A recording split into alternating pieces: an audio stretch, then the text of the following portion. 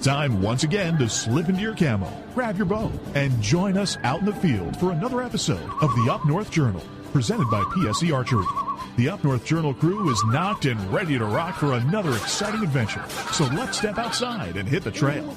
This episode of the Up North Journal podcast is brought to you by PSE Archery, Deer Camp Coffee, Buck Baits, JPO Game Calls, the Island Armory, Hacker Max, Sunrise Archery, and C3 Better the Hunt Technology. Welcome back to another episode of the Up North Journal, everybody. Host Mike Adams sitting in the cabin tonight on a pleasant Wednesday evening here in Michigan. We have had a little bit of a stretch that the weather has not been too bad. 80s. Yeah, it's been a little cool nice. In the evening. Nice. It has been pretty nice, you know, and it's just one of those things. Like we were talking about just before we started recording, we're going to be in September real quick. It's going to hit us before you know it. Goose season, youth season, Liberty season, hunt, and then 15th will be small game, right? Yep. So I tell you, let's get going tonight, and let's help the people who help us. All right, let's do that. First off, Buck Baits, hey, you got to check them out. It's getting about that time. Order your scents. Go check out their website for 20% off your order. UNJ20 over at buckbaits.com. If you cut your way through the woods and you want 15% off your order, easycutproducts.com. Use the promo code UNJ15 off over there. It's not too late to get your Packer Max. Get a hold of Lincoln and get $25 off your order with UNJ25 over at packermax.com. The Island Armory, if you're keeping up with them on Facebook, they are getting new inventory every day, it seems. So go check out the islandarmory.com. Use the promo code UNJ10. You'll get 10% off your order when you check out. Goose season. No better time to get a goose call or another one. And if you use the code UNJ10 over at JPO Game Calls, you'll get 10% off your order. Last but not least, Deer Camp Coffee. We're drinking our blend tonight. Yes, we are. We're drinking the UNJ blend. And I tell you what, you go to deercampcoffee.com, you use the promo code UNJ10, you get 10% off your order. And why don't you get a bag of our stuff? The Up North Journal Medium Roast. That's right. And we don't have a slide for them yet, but we'll have these up. Miller Deer Tracking was on the show last week. He is graciously offering 20% off your next deer tracking if you give him a call, if you use the promo code UNJ20. And a couple weeks ago, we had Zion on, and they are offering us 10% off at southern.indianabaitco.com, promo code UNJ10. Look for those slides to be introduced, and we'll have them on the website. There you go. And where are we going tonight? We are going all the way up to Newberry, where it is a balmy 70 degrees, sunny. Get over to Cedars, buy a pizza, have some coffee, some Deer Camp coffee. There you go. And big shout out to FM 123 for carrying the show for us tonight. Absolutely. So, with that being said, I say we jump into it. You know, have you ever wanted to go be, like I alluded to, you ever want to go be stuck on an island? I don't want to be stuck on an island. I'd like to go to an island, play around for a week or two, and then come back home. Right? I don't want to be stuck with you, Gilligan. Hey, Skipper, why don't we go to Brad and Joe Wright from Fenton, who did exactly that for a week. Hey, guys, what's up? How you doing? Doing great tonight. Great weather, great time to be in the outdoors, and it's a great night to talk about what you guys have been up to here recently. Isle Royale, man, wow. That's just like a place I see that's far, far away, pristine wilderness, really backcountry, and I've always wanted to go, whether it be hiking, camping, or kayaking. And you guys went and did this. That's what we're going to talk about tonight. So yeah, absolutely. So what got you to get into wanting to go do this? What's the drive? I know watching you on Facebook, we're friends for a few years, and I started seeing you start to train. I kind of tipped it off. I'm like, oh, yeah. What's he up to? Yeah. So, well, you know, because we've been friends, I like the outdoors. I like hunting and fishing and kayaking and biking, and tried to get my kids into that. And a few years ago, I was playing darts with my buddy over at his house, and we were talking about, we should go do some hiking. He worked at GM, and a coworker had talked about his trip to Isle Royale when he was a younger man, and he hiked the island solo, and he just romanticized this idea that you're going out to this beautiful national park in the middle of Lake Superior. And so we planned a trip, and the first time I went was 5 years ago. and we had a great time, and it was tough, but it was a lot of fun. And when I was getting ready to go, my son, who 5 years ago was 9, and I didn't think was quite ready to do it, was like, hey, can I go with you, Dad? And I'm like, there will come a time where you will get to go, but not on this trip, bud. And so through the past couple of years, you know, this didn't work out or whatever. We started planning about a year ago, and I asked my son, Joe, hey, you think you're up for it? You think you want to go? And he was like, absolutely. So we started training, putting weight in our packs and getting out and putting miles on our boots, and then we took off. And Joe, now you're freshman in high school, and you got all excited to do this. You know, from your aspect, you know, going to be going with Dad hiking. What was it like feeling? I definitely heard a lot of stories of Isle Royale, and it was kind of just like, hey, we're going to go out and be in the woods and do a bunch of walking and see some moose. And I was like, yeah, I want to be in the woods for a week with everything I need on my back. And so, yeah. Speaking of weight in your backpack, how much total did your backpacks have in them, weight-wise? I think you and I were really close to each other. Yeah, I think we're at around 34 without water. Okay. Yeah, when because we took the seaplane, and we talked about that earlier, but they have a weight limit on the seaplane that your pack can be no more than 40 pounds max. And so all of us, the 4 of us that went, were really weight cautious. And I mean, we're taking out scales and measuring ounces and putting things out of our pack and putting things back in. But yeah, we tried to be right around that 35-pound mark. So each of you having 35 pounds, there's 4 of you. You're heading off to Isle Royale. And when you started training, how was those first couple of days of just getting that weight into your backpack and you know, training over at the park and whatnot on the trails? What was that? Could you start to see the difference as you started to get into the training? Oh, yeah. Joe had some back pain from an injury in track from last year. And so I was like, we got to get out there. We got to put some weight on, and we got to see if you're going to be okay, because we don't want to get out on that island and have there be a problem. So we started off kind of easy. Hey, let's go out and just do a couple of miles. Okay, let's put a little more weight on it. Let's try to go 2.5. Let's go 3 miles. Let's see if we can go 5 miles today. And when we needed to, you know, we would take them off and take a break like we did on Isle Royale. And I'm like, and we tested out some of our gears. We did that. We went down hiking by the Brighton Recreation Area and went hiking in the rain, made a meal down there, got out our little camp cookers, our little jet boils, and the more we did it, the more excited we were getting. Like, yeah, this is going to be real. This is going to happen. Setting up your tent and making sure everything packed back in what you packed out. And absolutely. Because the typical thing we have is, you know, you take it out of the box once and it doesn't go back in the box. But, right? You know, it's like, that's what right. the instructions are for. Right. But when you're on Isle Royale, it's a little bit different. Yeah. Because you got no electricity, you got no nothing, right? So you are basically... You know, as you're getting ready to do this, you're making sure your lights that you were using, were they battery operated or were they? Yep, we had headlamps. I've got a headlamp that's got a rechargeable light in it, and Joe's was double our AAA batteries. And then I also carry a redundant flashlight in my pocket, which wasn't necessary, but I'm always comfortable having a backup. And so we did have cell phones with us, and we did have portable power banks, because I wanted to be able to take pictures the whole time.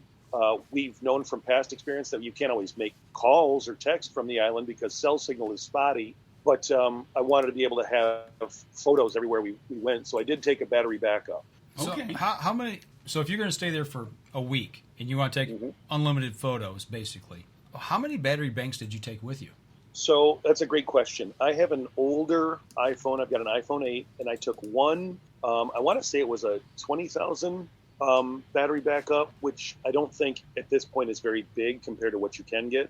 And when I wasn't using my phone, it was either off or it was on airplane mode, just to try to conserve battery. And I made it the whole week with battery to spare left in my bank, just trying to be judicious with my phone. Okay. So the key to that is making sure that when you're not using it, that you're taking it in and put it in airplane mode, so it's not searching, it's not on, shutting it down, powering it back up when you want to take photos. Gotcha. So I gotta imagine you weren't using your phone as a GPS then. We were not using our phone as a GPS. We did have a couple of just like small compasses, button compasses. The fact is that the trails, by and large, are really well marked, and so it's kind of one of those things where it's like, no, we're heading this way, and we don't really need to have a GPS. Now, I did have a buddy who had one of those InReach emergency, because if something goes bad and you really need help, that's the only way you're going to get it is through like a satellite type deal. Okay. So that was a little bit of nice insurance to have, knowing if something went horribly wrong, we could get some help. So when you're there, seaplane drops you off, ferry drops you off, they say, bye, they're gone. And you say, okay, we've got our trip scheduled that we're going to come back. Let's say day 7, we fly back out the following Sunday. We get dropped off on a Monday. We're going to come back Sunday. We're going to fly home or ferry back home to the mainland. Is that pretty much set in stone? There's really no way to get out unless, like you said, you've got a beacon, a location beacon? Right. And so, okay, so I'm a teacher, and I didn't have to worry about a work schedule. The two other guys that we went with, John and Mark, are both fully employed full time, and so they had to get back for a work schedule. Okay. So the seaplane, I'm trying to think of that schedule that it keeps, but it flies in and out pretty regular. And I think in the problem, of course, is like it's a small plane and it's usually full. Gotcha.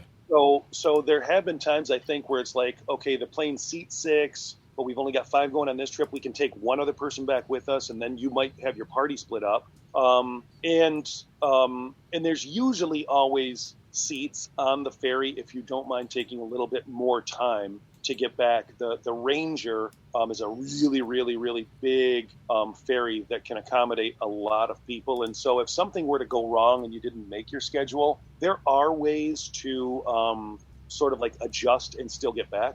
Okay, that makes sense. So you're not isolated there. You're not. You don't have to. It's like, well, I broke my leg. I'm kind of hosed now. I got to stay here for Right. 5 more days. Yeah. No. So with the training that you were doing, how did Joe's back? Did it stand up to the rigors? So I did quite a bit of physical therapy, and the start of our training was Dad had a pack on and I did not, just to play it safe and kind of get my body moving on its own, right, without a bunch of extra weight on my back. But physical therapy did wonders, and I started putting my pack on and putting more weight in my pack, and just more weight and more miles, and got back to normal. So yeah, that's awesome. That's one thing. I do have to admit, physical therapy is a wonderful thing. It's awesome. Okay. Well, I was going to ask you. You talked about the pack. You talked about training. Obviously, if you're putting boots on the ground, you need good boots. And maybe I saw in a couple of the photos you had walking sticks with you as well. Talk about the boots and the walking sticks and why they're so important and spending good money on good gear. Right. So I learned from my buddy John who went. Walking sticks were pretty much an essential. You're going over down trees. You're doing a lot of stuff, and when you've got a pack on your back that's 40 pounds. And you get off kilter just a little bit, it can really be a problem. And so every little bit, if you're stepping over a big log, you've got 3 points of contact and 1 foot's crossing. So I would absolutely say for anybody that was going to do it, I would highly recommend trekking poles.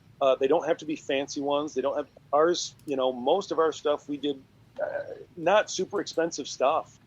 Footwear, key. If something goes down with your feet, you really are in a world of hurt because the only way you're getting out is on your feet. I had a pair of Merrell hiking shoes, but we also, through experience, found out that people will go up there and hike in tennis shoes. As long as they're comfortable footwear, as long as they've got good support, I would say that almost equally as important as shoes is good socks. Right. Getting some like smart wool socks or something that's moisture whisking so you really can avoid blisters. And we made sure that we took some med with us. We had some first aid. We had some moleskin, and we had some different tape. My son had some of that kinesthesia tape.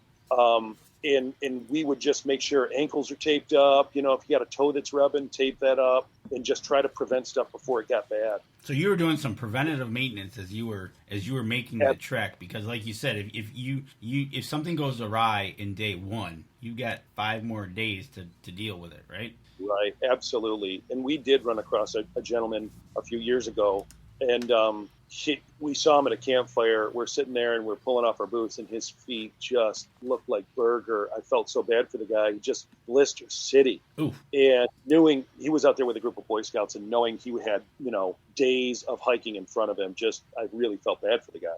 Well, that's one thing, like you said, and it's not like you can run to the corner and go to your CVS and get some ointment right. or whatever, bandage, right? Yeah. You're basically carrying your entire everything on your back, Yep. So, and I would highly recommend the medical side too. Taking some triple antibiotic cream, taking some. Of course, you're going to take some bug spray. Ibuprofen for some aches and pains, some bandages. Just making sure you got at least the bare minimum to take care of yourself if a little something were to happen. Absolutely.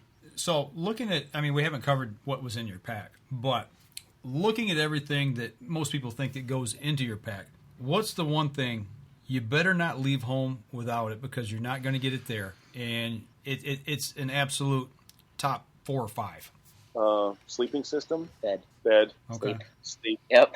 I really highly recommend you got a really solid air pad. And they can get pretty heavy, and I would suggest getting one that's insulated, because it can get cold on that island. It got down into the 30s a couple of times when we were there.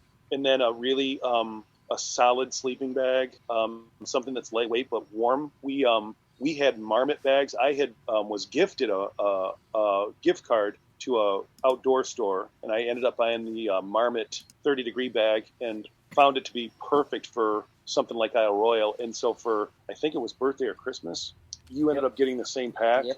And because if you can't recover and have a halfway decent night's sleep, and I never sleep great in a tent or on the ground, but it could be a lot worse. So I would say definitely a good solid sleep system and a good pillow. And again, you don't have to spend tons and tons of money, but I would say you don't want to skimp on those things. You really want to have a good night's sleep. So you got to get some separation between you and the ground, so it's not sucking all the heat out of your body, and you wake up with severe cramps or hypothermia.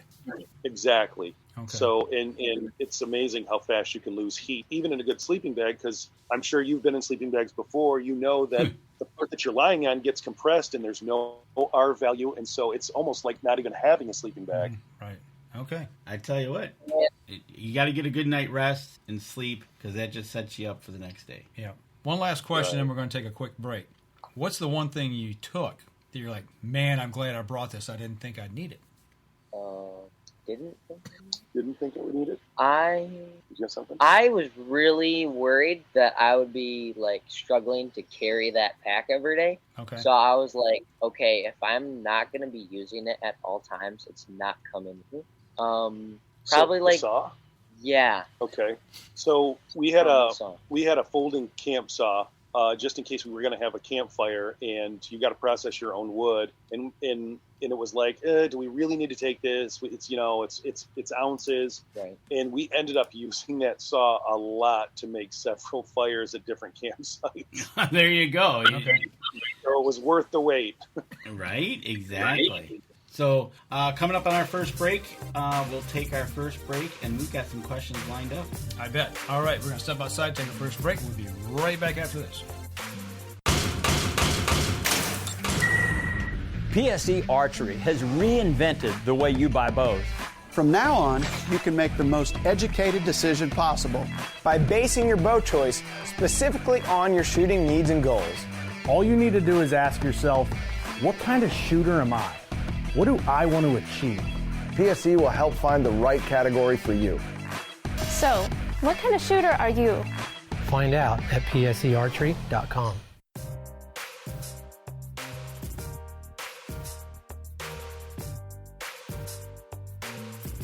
All right, so we're on Isle Royale. We've kind of got a few of the necessities out of the way.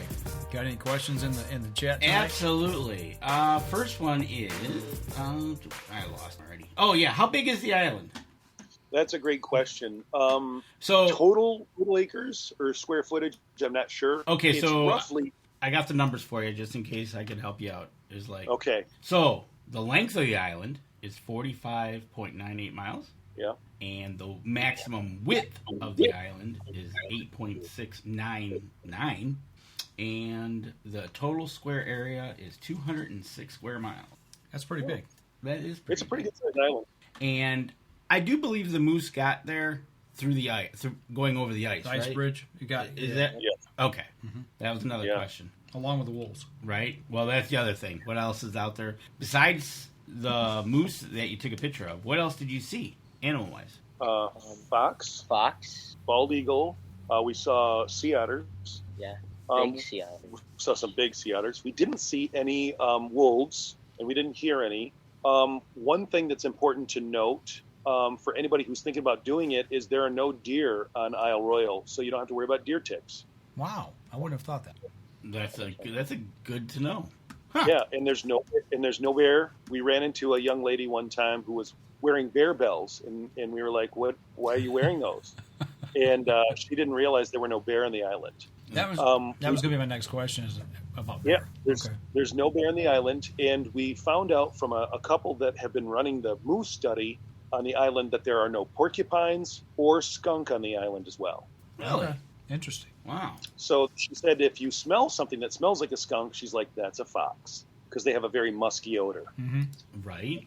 Wow. Now, did you do any fishing while you were out there? As a matter of fact, we did take along a fishing pole. We took along a fly rod, and Joe did some fly fishing and didn't catch anything. The last time I was on the island 5 years ago, we did manage to hook into a trout.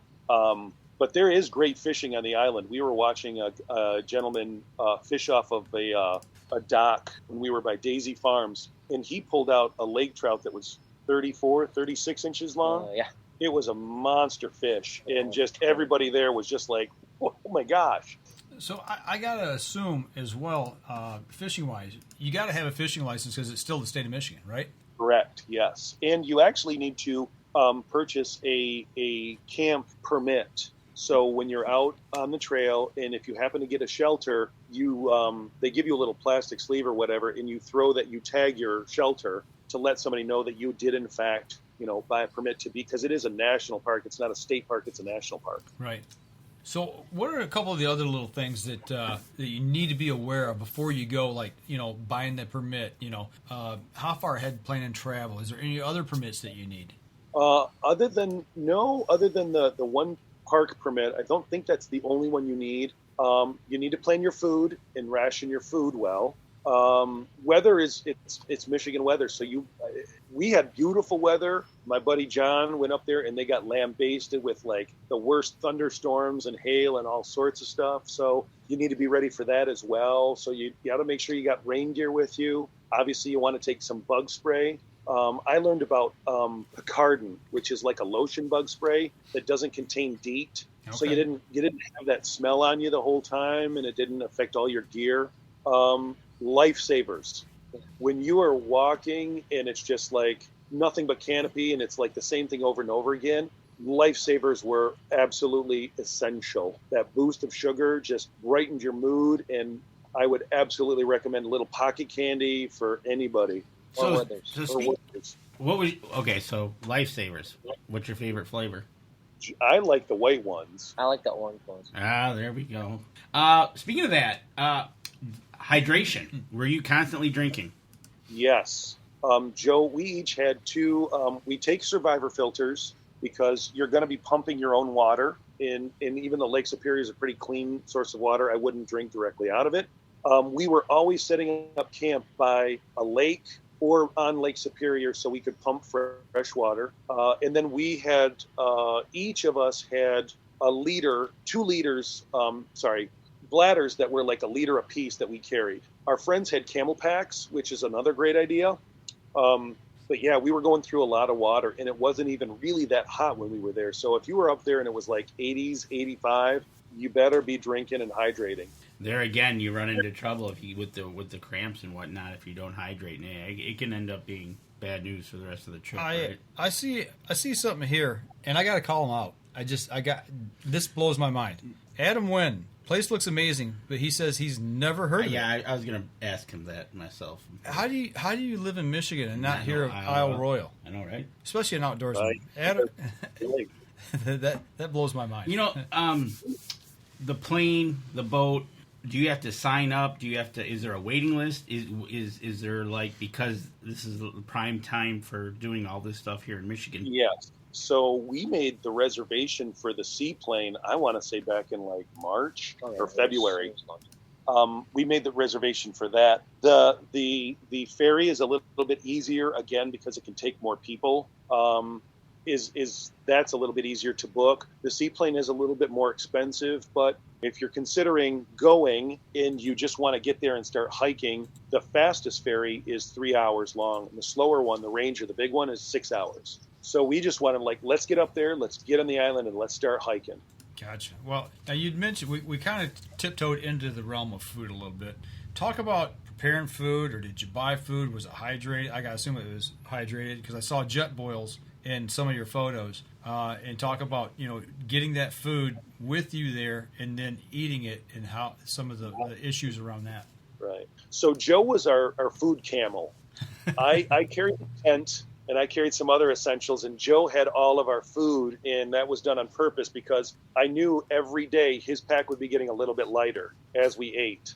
And so mountain house type meals or camp meals, Backpackers Pantry are super popular up on the island because they're easy, they're self-contained, they got a lot of calories, and they're good, but they're expensive. And so for two of us, you're talking 3 meals a piece, 6 meals, you're talking about $60 a day in freeze-dried food. And so I started doing some research, and the great thing about the internet is there's always somebody on YouTube that can show you a better, cheaper, faster way of doing it. Mm-hmm. And so I watched a lot of videos of people, and this is how I put my camp meals together. And so we would do like a package of ramen noodles and some beef jerky.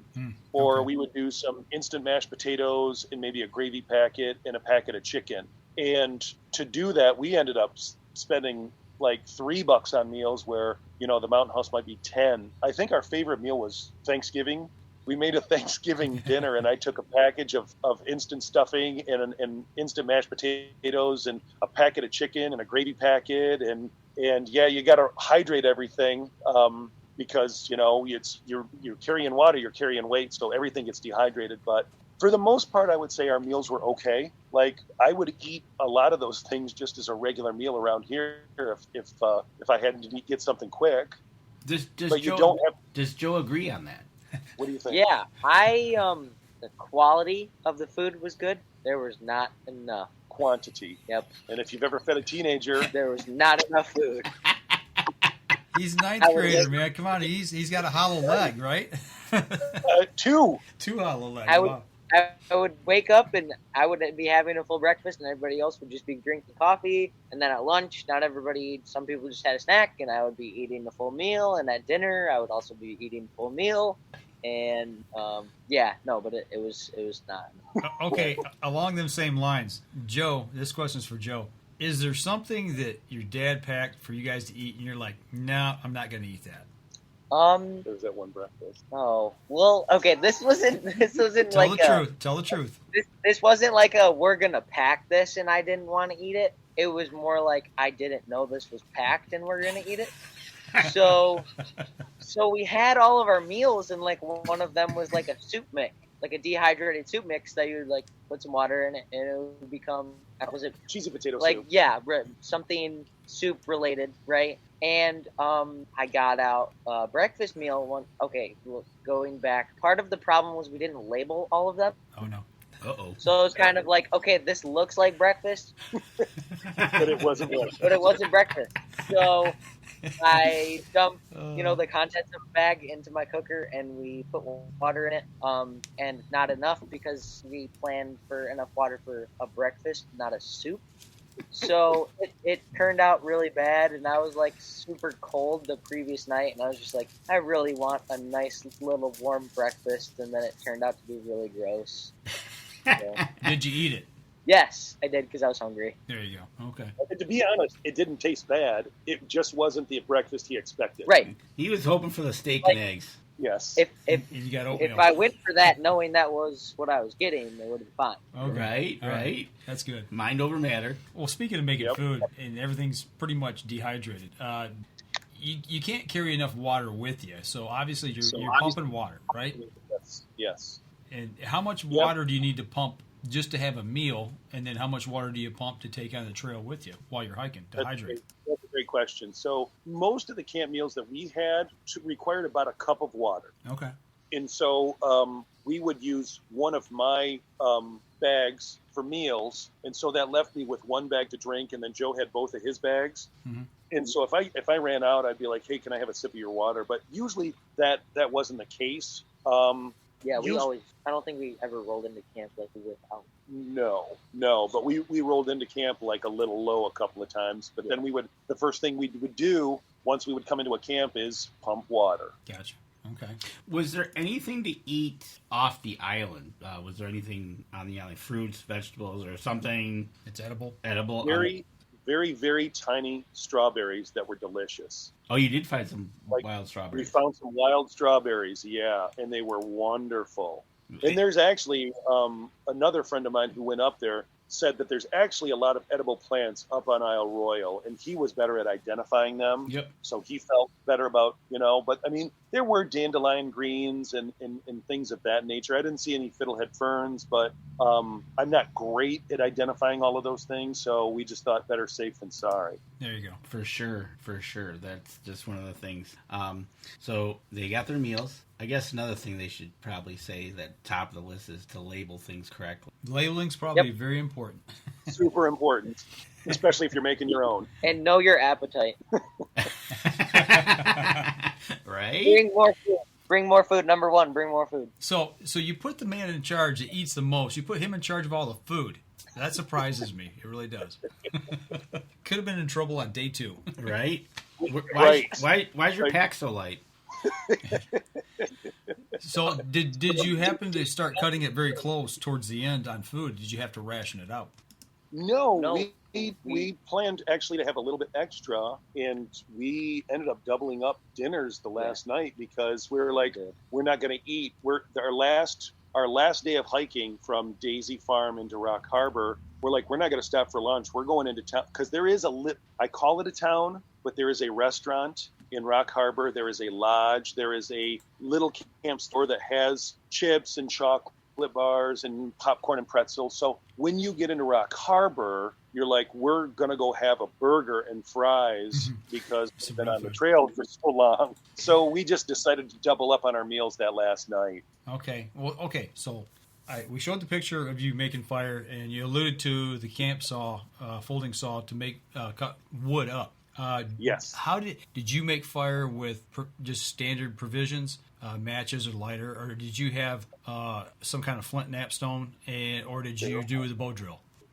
Did we use a match or lighter? Well, I think most of them were lighter. 1 or 2 of them might have been.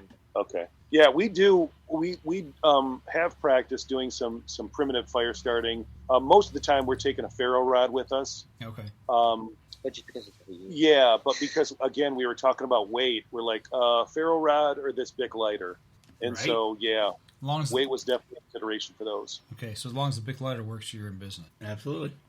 And again, we had a redundancy of some matches in a Ziploc bag, so gotcha. A couple of ways.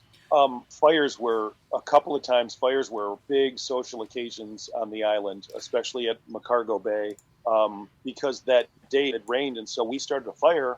And a lot of folks came out of the woodwork to dry out their boots, dry out their clothes, and it just turned into kind of a big party, and everybody was talking about where they were from. And so that idea that, the fire, builds community really is true, especially on Isle Royale. So with that being said, when you were hiking, how often would you run into somebody then? We ran into people. Honestly, I was pretty surprised at how often we ran into people, because we ran into people every day. I don't think we're on a trail ever been passed by. Right. And we saw the same group. We would see the same people multiple times throughout the hike, because a lot of people were you're crisscrossing paths. 5 years ago when I went, there were times where we didn't see anybody. Okay.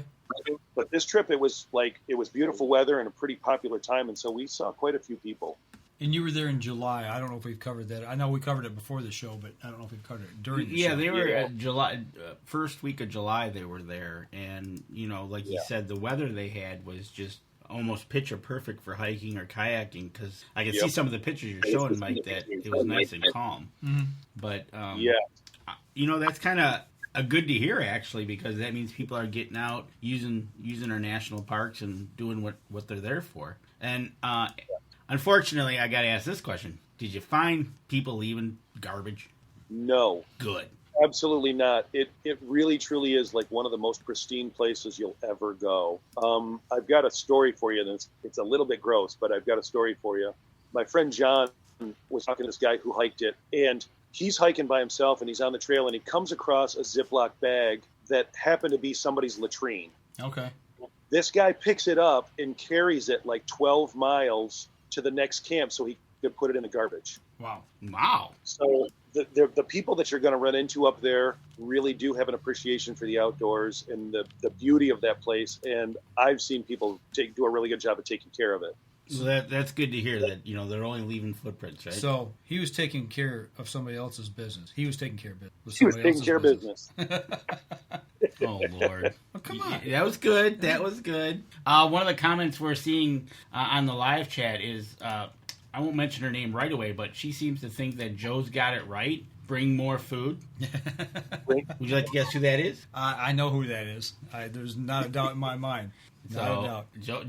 Joe, you're leading the pack here with the bring more food category. It's funny that this got brought up because we were actually talking about this show the other night, and it got brought up because we want a kayak up there. And I said, or she mentioned, maybe, we need to have something else to bring with us to pull the gear. And I said, like another float boat. So, and tether it to one of our kayaks and pull our gear along. But that being said, though, we might need two if we're going to take enough food for both of us, because I eat a lot. Well, you say when you go kayaking that Nancy always has food and snacks. We always prepare, and that's something like what they did. They prepared for it. But we always take high energy foods. We take stuff with protein in it, and carbs. And then we do take some stuff with a little bit of fat, but we're only out for a day. Maybe it's all day, but we want, and we take plenty of water, even though we're on the water. That's something we make sure that we're hydrated and we're fueled and ready to rock and roll. And speaking of that, we need to take a break. Well, let's take a break and go to our third segment because we got a couple more questions lined up. All right, we're going to step outside and we'll be right back after this. PSE Archery has always dominated the speed category. Now, the most revolutionary cam system ever to hit the market has perfected the shooting experience. Introducing PSE's Evolve Cam System, featuring extremely high let-off capabilities and the smoothest draw cycle in history. No other cam system has ever delivered this level of total comfort and total control. Experience PSE. Experience performance. All right, we're halfway through, and we're just scratching the surface barely. And folks, if you're listening to the podcast, there's things in the breaks on our live feed on Facebook, or if you're catching this on, you got to see it on YouTube, because there's things we talk about in the breaks that you won't see or you won't hear because you're listening to the commercials that we just ran. Mm-hmm. But you got to tune in, because some of the conversation we have in the breaks is just priceless. And we have an admission. He's backing up on his statement now, I see. Well, Nancy said she never heard of it till last year. I find that hard to believe, too. Nancy, we're going to have a talk. Oh, boy. All right. You had a question coming out of the gate. Information-wise, we talked about this a little bit in the break, but I want to expand on it just a touch. You'd mentioned that a certain lake supposedly didn't have fish in it. Did you do research prior to, or was there a pamphlet you got there at maybe like the camp station or something that had all the pertinent info on it and maybe like a guide map or something like that? Yeah, well, it's been talked about for a while. Lake de Sueur was the lake I was talking about. That was not supposed to have any fish in it, but it was still safe to pump water and go swimming or whatever. we were supposed to go down to, I believe it's called Lake Ritchie, and there were signs posted all over the place, and there were park rangers that we ran into that said, do not pump water out of Lake Ritchie because they're experiencing an algae bloom, and it could be dangerous. And there were lots of postings, and everybody on the trail was talking about it. Don't pump out of Lake Ritchie. Okay. That's good to know. Yeah, that they were adamant about that. It sounds like they got really good communication on that island. Yeah. Okay. So speaking, he talked a little bit about taking care of business. Yep. In the latrine bag.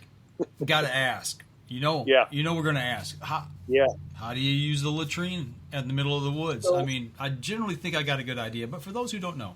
Right. So there are I want to say porta-johns, but there are rustic restrooms at the campsites.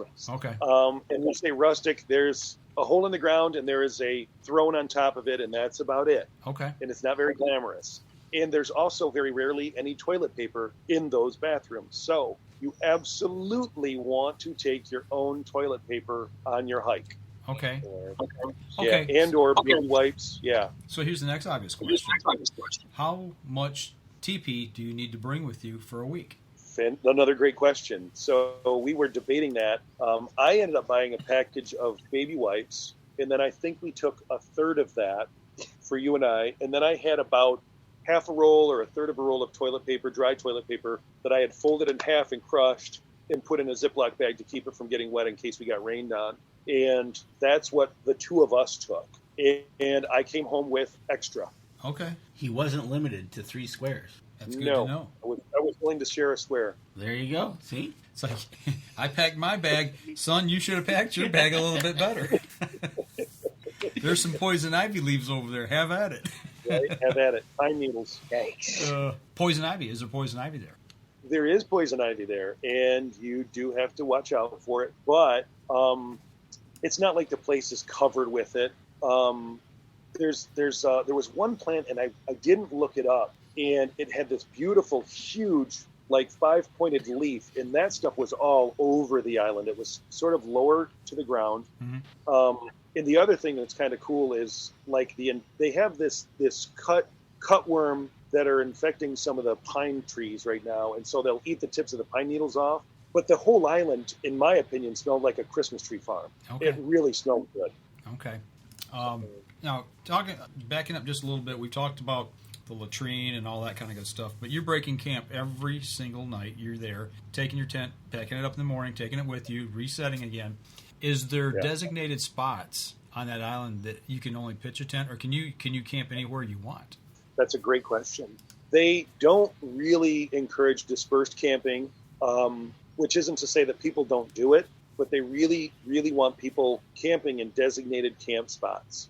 And so there are places where you can set up a tent, as you saw, but there are also shelters that are available at practically all of the campsites. The campsites that are on the coast. The inner campsites, like in the middle of the island, are really tents only. Okay.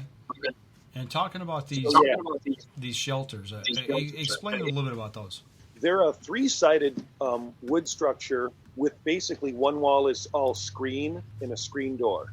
So you have room, if it was really like a bad mosquito season or a bad black fly season, you have the ability to get out of the bugs, and you can set your bedroll up on the ground or on the wood floor and lay all of your gear out and not have to worry about being out in a swarm of bugs, which is really nice.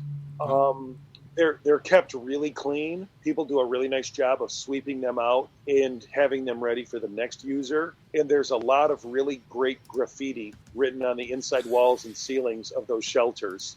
Like you could spend an evening just reading all of the stuff that people have written. And you're not supposed to write on the inside of them. And we never did. But there's some fun reading. Right? I got to ask, was Kilroy there? I think somebody did actually write what was here in one of the shelters. Nice. You got to ask that question, right? You got to know if Kilroy was there. Someone asked, you saw a lot of people. Are you able to bring a dog with you or pet? Oh, that's a good question. I've never seen a dog on the trail. That's a great question. I have no idea. Okay, because like Tom said, he wants to bring his best friend, his dog, and I would, as long as you could get him there, I don't see why not. The only thing I could see is safety-wise.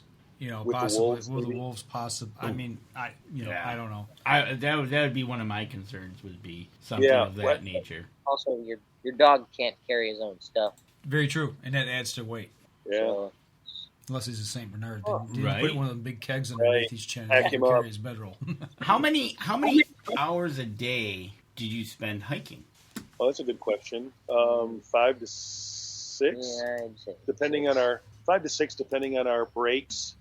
We were averaging a little over 10 miles a day, which was kind of like, you don't need to do that, and you certainly don't need to plan hiking across the whole island. You can come into Wendigo or Rock Harbor, which are the two main ports, and do some spoke hikes from there and see a lot of really great stuff. So it's not that you have to do the whole island. But we would get up and we would, like, I don't know, sometimes we woke up at 6 o'clock and we're like, let's get on the trail. And we would try to get into camp like by 1 or 2 and set up camp and then have the rest of the day to sort of rest and recuperate. Okay. I got a picture up right now. It's a geo marker. We talked about this before the show, but explain how you came across this and the significance of it, as the people out there obviously don't know this.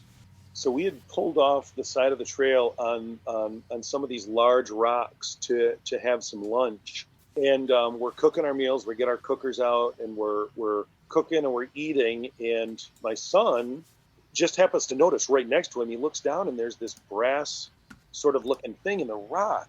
And we're like, what is that? And it was from the Park Service or the Forest Service from like the 30s. Yeah. And it was like worn, like you never would have found this. We just happened to sit down and have lunch there.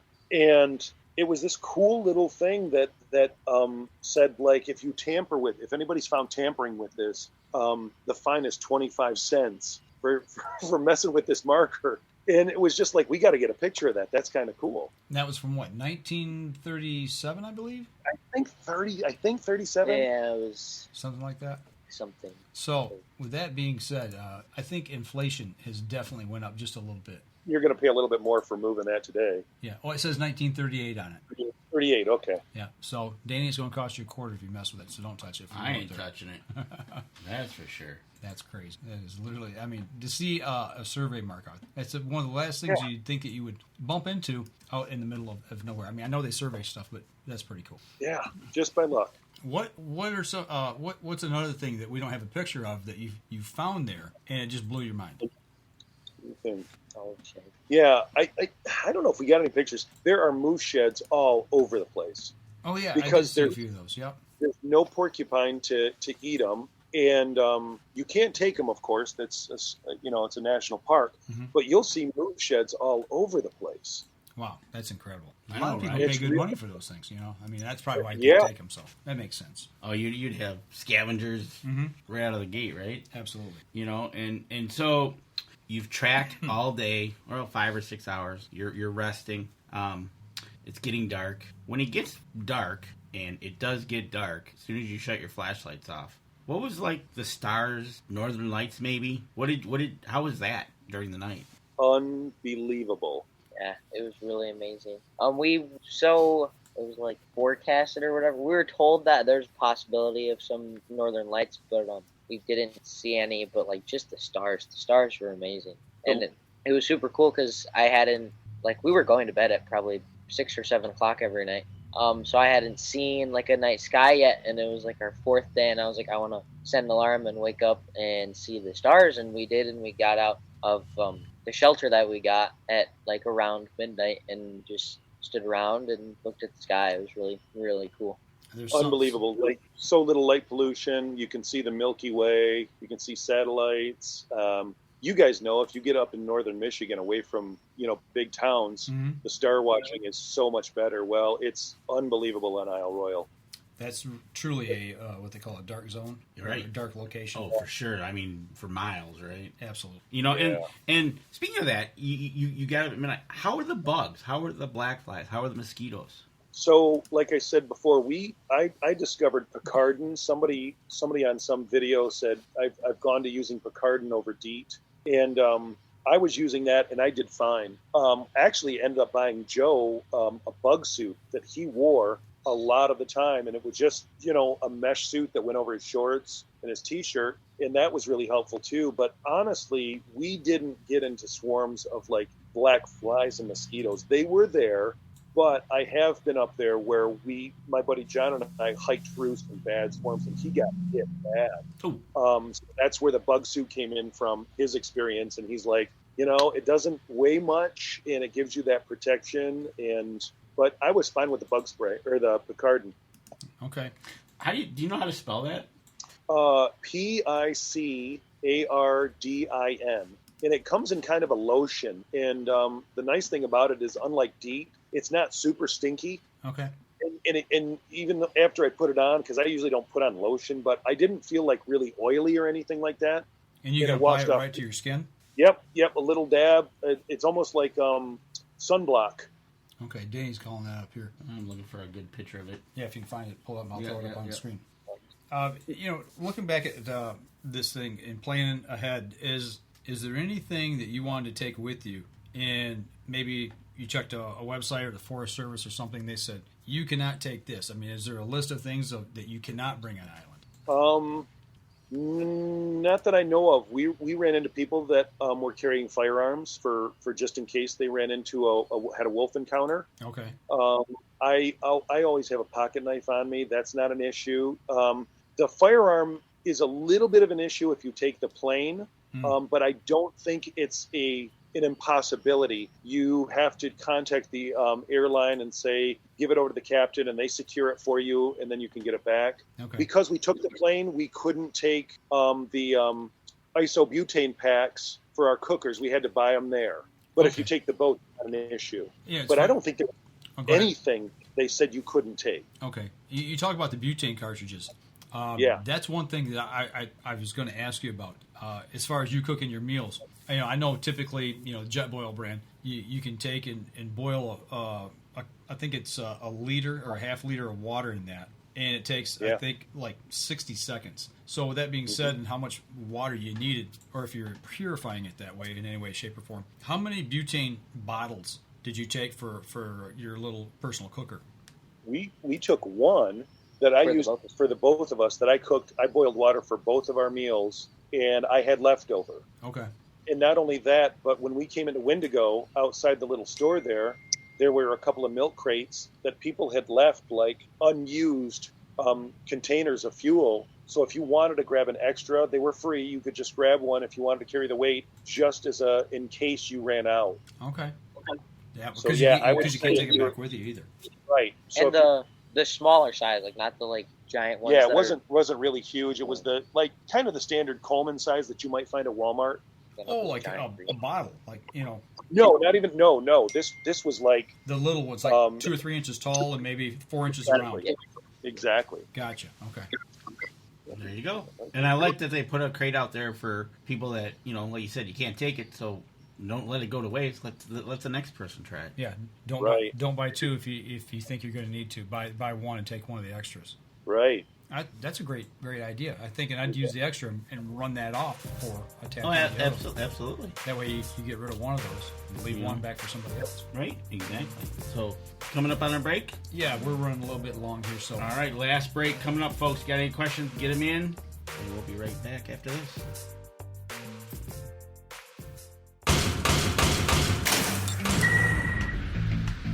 Acceleration is part of PSE's DNA. PSE pioneered the speed movement. Now they've developed the vapor category to help you find the most powerful bows on the market to fit you. High speed equates to intense power and building the momentum you need to be successful. Are you a vapor shooter? Find out at psearchery.com.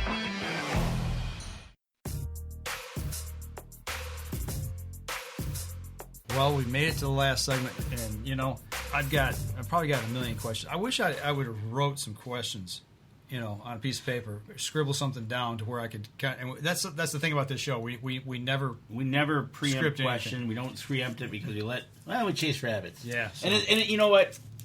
And Brad he's so close. If we ever need to get a hold of him, I think I know where I can find him. Sure. Right. As long as he's not trying to avoid you. like I do sometimes. I know. All right. He won't pick up. Yeah. But anyways, we're coming into our last segment of the show. So with that being said, overall, you did a great. Are you going to do it again? I think I would. I know my son definitely wants to do it. My good friend John has talked about doing a solo hike for years. And so he's trying to convince my son we should do solo hikes, and we'll start at opposite ends of the island, and we'll cross paths, and we'll have a meal or whatever, and we'll meet, and then we'll keep going our separate ways, and meet back in Houghton. You guys have watched too much Alone. Yes, that's true. Because they did an episode like that. There was teams of 2, and they separated them, and the one person had to find the camp of where the other one was at. Really? Yeah. Oh wow. Yeah, that's. But that, you know what? That's an interesting twist. I like that. I know, right? So you and Nancy stop at opposite ends in your kayaks, and No. You never leave your wingman when you're kayaking. Never, Right? Never. Because and that's something I want to get somebody on that's kayaked up there to talk about that, because it's basically Lake Superior is a sea. I don't care how you look at it. That's what it is. I mean, there's some huge waves, Right. And looking at the topography, we talked about this actually before the show. The beach, that's one thing, where you guys the first sets of pictures we showed, it's just stones. And it's Michigan Beach. It's a gradual roll up, but there's also pictures towards the end that I show, and they're from you guys, and it's huge rocks and cliffs. So Yes. you really got to know your topography before you go. Exactly. There are a couple of docks.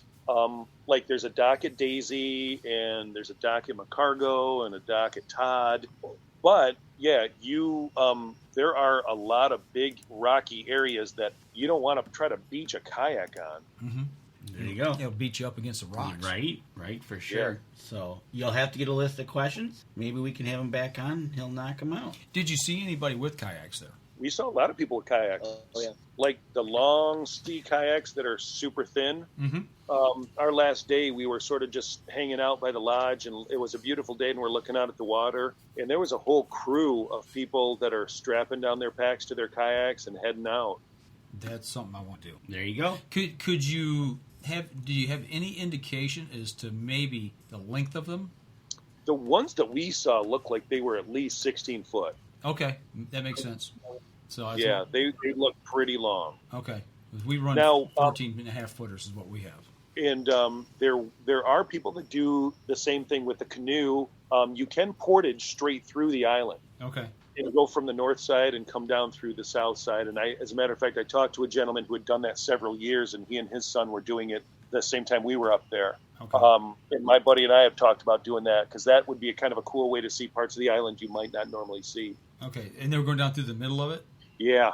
Okay, so you can jump from lake to lake to lake to lake. Yep. I got you. Yes. And there, Okay. he did say, man, there were a couple of portages that were, this one was like almost 2 miles that they're portaging this canoe with their gear, and up and down hills, and not easy, but doable. Okay. We got just a few minutes before we get into our usual questions, but there's a picture here I want to throw up here. I've just got to find it. Talk a little bit about the tower. I mean, that was a random picture that piqued my curiosity, and I saw the pictures after the fact, and I know why it's there now, but go ahead and talk about that a little bit. So I don't know when they erected all of the fire towers, but there are several fire towers along the Greenstone Ridge, which goes through the center of the island. Okay. And my friend John has been wanting to get to the Ojibwe fire tower. It's Mount Ojibwe, actually, for like 7 years, and he's never been able to make it. And we're like, let's do it. It's bucket list time. Let's go. And we got a beautiful, clear day, and we got to climb up the tower, and you could just see miles and miles and miles. As a matter of fact, you could see Canada from up there. And it was really cool. It actually was a little cold because you're the highest place on the island, and the breeze was just whipping. Okay. And you mentioned Fire Tower. You were there in July. I know today in the news we had a story where I work at the TV station about forest fires there. This is a small 6-acre fire they had just contained. And I had asked you before the show, you had mentioned last year there was forest fires, but you did not come across any of the burns. No, we didn't. Everything was really lush and green and looked like it had completely been missed by the fires. Okay. All right. Another picture here I want to throw up here real quick. I know the answer already. The journal. I was going to say, did you journal? But obviously you did because you got a journal picture here. Talk about why you did that. Partly, I wanted to do it for myself so that years from now, and there's the light. Years from now, we could go back and talk about what did we do on this day, and do you remember that? And just try to capture that. I've actually started journaling just myself personally every day, but I do it on the computer. Okay. And so I bought a little kind of like a field notes kind of thing that was waterproof. And it's not easy because you get back into camp and you're tired and it's like, nope, I got to sit down and I got to talk about what we saw today and what we did and, who we ran into. And I'm glad I did that. Just like I said, so that years from now, maybe my grandkids will see it, or we'll tell them stories about the time that their dad and their grandpa went up and hiked all the way across Isle Royale. There you go. So when you say hiked all the way across, how many miles did you put on? So we ended up over the course of a 6-day hike, right around 65 miles. If you're just looking at the map, we did some major elevation changes as well, because there are two really quite tall ridges, the Greenstone and the Menong Trail. And so we went one day from the northern coast of the island, up the Menong Trail, down the Menong Trail, through the valley, up the Greenstone, and down the Greenstone to get to Daisy. And that was a really challenging day because the elevation, especially when you're wearing a pack, just, puts it to you. Now, I just lost train of thought what I was going to ask. Doggone it. We're showing a picture of the map right now. Did you kayak, or not kayak, did you hike from Wendigo to the opposite end and then leave from that point? Yeah, so we got dropped off at Wendigo and we kind of did a crescent moon shape down to Feldman, did the Feldman Loop because we heard that there was a lot of great moose watching that way. And then from there, we went over to Siskiwit Bay. And then we went up sort of to the middle to Dessur. And then from Dessur, we went up to Todd Harbor. From Todd, we went over to Macargo. From Macargo, we went down to Daisy. And then we went from Daisy to Rock Harbor. Okay. Now, before we start asking our usual questions, if somebody were to do this and you say, you've got to go here and see this, and is there anything you wanted to see and you go, man, I wish we'd have got to that you didn't see? Oh, that's a good one. What was there was a Mosky Basin. Yeah. We were initially going to do a little hook down on the south end of the island at a place called Mosky Basin. But in order to do that, it was like a one-way in, one-way out. And because the only great place to pump water would have been Lake Ritchie. We just decided not to do it because of the algae bloom. Okay. So that was one thing on our trip that we didn't end up doing. Okay. Or the little day hike that we did with that. Oh, yeah, we went out to Scoville Point. Yeah. That was... At the very eastern end of the island, you can hike out to Scoville Point, which is basically the easternmost tip of the island. And there's a really cool little cabin there, like this little artisan cabin that I guess you can apply to go stay there and just sort of like be a hermit and do your thing, write your book or do your paintings. And that's a really cool place to go see. And that takes about 3 miles out there? Yeah, I think it's really cool. Okay. But, yeah. Definitely worth it. Cool. The Mount Ojibwe Fire Tower was super great. I think our favorite camp was Macargo because it was just such a social thing. People came out of their tents and we all got to hang out at the campfire together. But the whole place is really great. Definitely recommend it for people. Absolutely. And of course, you always tell people, do it sooner than later. Do it when your knees are good, your ankles are good, when your back is good. But honestly, we saw people out there. We ran into a group of young women who were there. They were there for 2 weeks. And the oldest was 20, and I think the youngest was about Joe's age, about 14.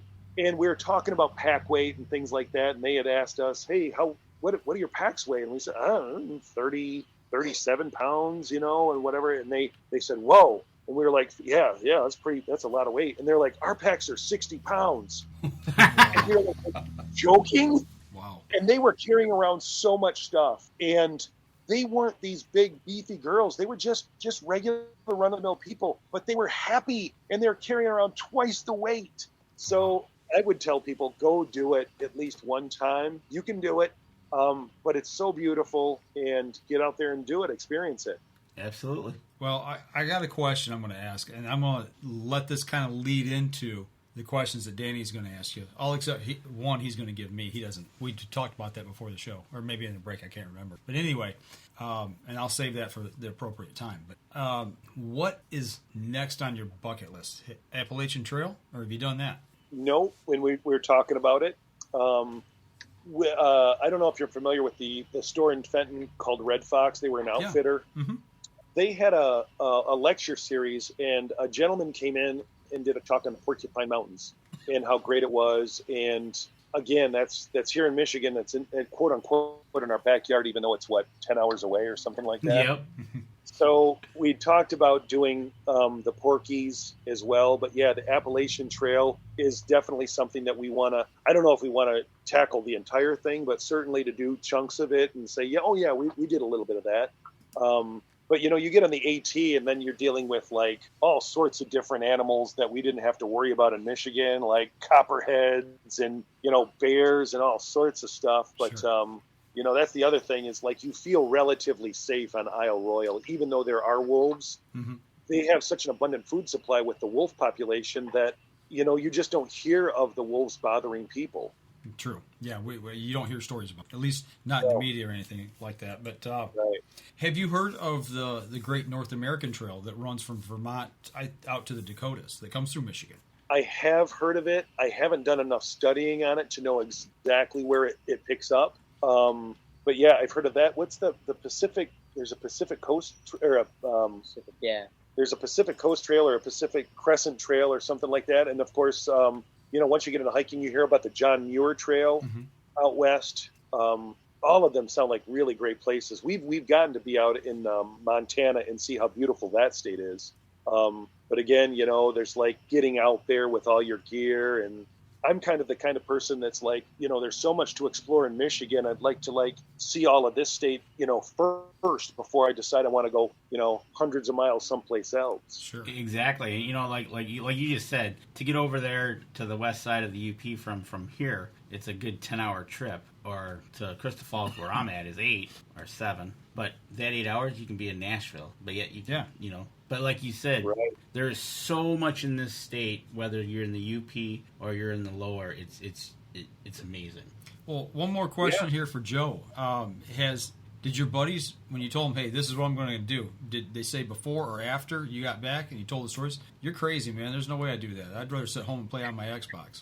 Most, I have one really good friend who's very similar to me in the liking the outdoors and hunting and hiking and stuff like that. And he doesn't do as much hiking. And when I told him about that, he was just like super jealous. He was like, "Oh, I want to go be in the woods for a week." Like, lucky. Right. So yeah, I did have some other friends that I told, and they were like, "Yeah, there's no way I could do that." Like, you can do it. If you they put didn't your even mind to it. think about the possibility of that happening. But yeah. Yeah, as young as you are now, I think as you get older, this trip, you're going to look back at it at some point, and you're going to really realize just how monumental of a trip that is. I mean, because I'm almost 57, and that's been on my bucket list for quite a while. And for you to do it at 14, or I don't know if you just turned 14 or not, maybe it was 13 when you went, but anyway, at your age, to be able to do something like that, man, I'm very envious of you.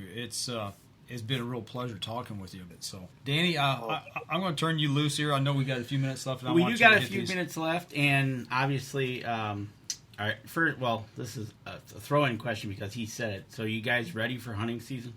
We're getting there. Preparing. We just went out and did a 3D shoot last weekend. I saw that. And we've been trying to run arrows just about every night, and tuning up the bows. Joe had a problem with his D-loop, so we had to run that out to the local archery shop and get a new D-loop put on. And we're cutting shooting lanes, and we're seeing deer, and we're getting geared up. That's awesome. Local shop. That's got to be Sunrise. That'd be Sunrise. There you go. Big Sunrise, Big shout out to Sunrise. I've been there twice in the last few days. I took my brother there, got him set up. Took Gabby there, got her set up. And Derek's going to be on in a couple weeks. Derek's going to be on, and 2 weeks talking about that. So, end of the show, we've got a few questions. You drove up to where you were going to go from there to Isle Royale, correct? Correct. So, you were driving. Yes. Somebody was driving. What were you guys listening to on the radio? Def Leppard. Def Leppard. Yes. We're listening from Def Leppard. There you go. Joe, you're an 80s rocker, 90s rocker? Yep. Oh, yeah. Yep. It's strange. My kids are the same way. 70s, but a little bit 80s. Wow. Mostly 70s. See, now that's so cool because I've always told my kids that my generation had the best music there ever was, and they're just now realizing it. So easily, right? All right, you guys are rocking it out to Def Leppard. You're driving up there. There's got to be some snacks in that vehicle. What's the go-to snack to have? Oh, I had chili cheese Fritos, and we had those garlic meat sticks that Mark brought. Oh yeah, those were really good. Yeah, yeah, meat sticks. Had and some Fritos. meat sticks and Fritos. Nice. And a Sprite. Yeah, at every stop. All right, I'm gonna turn this last question. Well, you'll have one more after. Can I have one more after? Yeah, I want the meal one. Oh, you want the meal? Okay. Well, ask the meal one now. Okay. All right. So you take Danny and I on an outdoor excursion. We're going to go hiking part of the North American Trail. I've done part of it up in White Cloud. And okay. You said we're going to camp out, bring your gear with you, and we do our day hike. And you said, don't worry about the food, guys. I'm going to bring the food. What are you going to prepare for us, your best go-to hiking dried camp food? It's got to be Thanksgiving dinner. You think so? Not the ramen bomb? Okay, it's a tie. Okay. It's a tie. The ramen bomb was good, but the Thanksgiving dinner's also. So, yep, Thanksgiving dinner. You got to explain what's in Stuffing, mashed potatoes, gravy. Yep. That I'll never pass up a Thanksgiving dinner. Never. Even if it is freeze-dried. There you go. It was surprisingly good. Surprisingly good. Surprisingly good. That worries me just a little bit. Right? All right. So after we had this great meal, we're sitting down around the campfire. I'll direct this one at Joe. Give me a favorite story that you would tell Mike and I, maybe from your Isle Royale hiking trip. What would be that story that, man, it just impacted you when you did it? So many. Okay, so this is kind of a funny one. So when we were on the trail, we definitely had some moments where we got a little slap happy, little tired, and just started saying stuff. And I was wearing my bug suit at the time.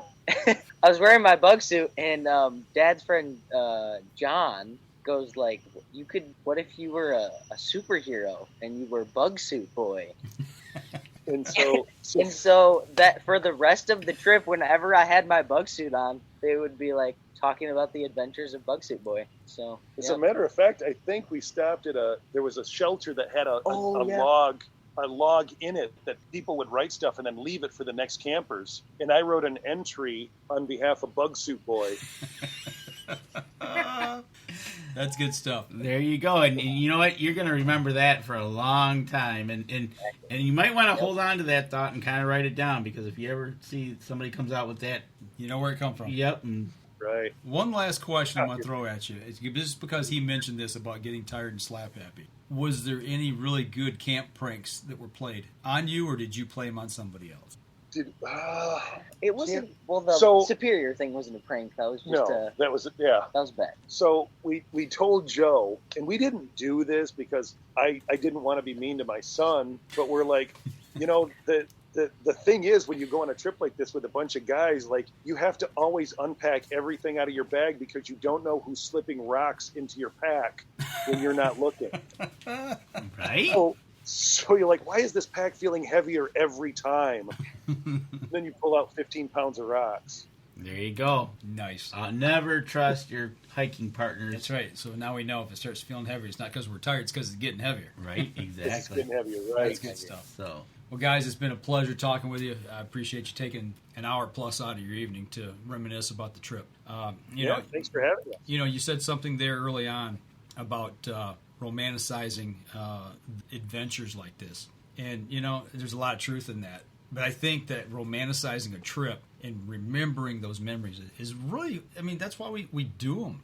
we challenge ourselves, but we also want that memory to carry on and pass on to others. What do we always say? Mark Coleman says it too. Making memories. Yep, it's the adventure, man. It's always about the adventure. So whether it be hunting, fishing, camping, hiking, kayaking, horseback riding, whatever. Exactly. So, but I tell you, as we wrap up the show, for those who are listening on the podcast, make sure you go over to iTunes and give us a review. That helps us, and it helps the people who help us as well. And did you guys start a Facebook page about this trip or anything, or did you just have your own personal social media?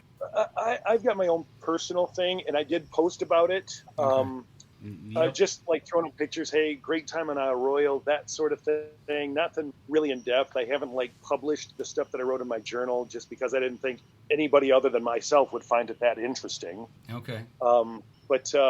It's I certainly am willing to talk to anybody about it and encourage people to go do it and talk about gear and talk about prep, because somebody did that for us when we were getting ready to do it. Somebody encouraged us. I'm like, yeah, you can totally go do it. And you don't need to break the bank with gear. You can do it reasonably priced. Well, if anybody is looking for that kind of information, personal message, the Up North Journal, and we'll put you in contact. Yep, absolutely. Get a hold of us, and we'll make the connection, and he'll help you out. And like you said, we don't want to give you out your phone number or contact right now, not personal stuff. So, but for those of you who are actually watching the live stream, give us a like, follow, share the show for us, please, as well. That helps us, in turn helps the people who support us. So, and if you're watching us on YouTube, please subscribe. We need some more subscribers.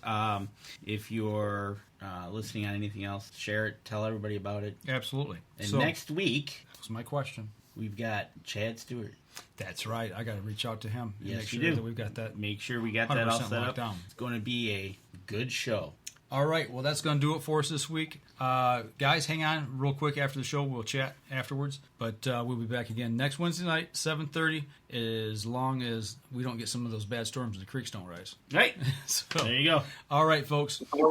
Thanks again, guys. And that'll do it for us this week. We'll see y'all next week. This episode was brought to you by PSC Archery, Deer Camp Coffee, Buck Baits, JPO Game Calls, The Island Armory, Packer Max, Sunrise Archery, and C3 Better the Hunt Technology. Thanks for listening, and join us again here next week. Until then, remember, as we always like to say, if you're out on the water or in the woods, shoot straight and be safe until next week on the Up North Journal.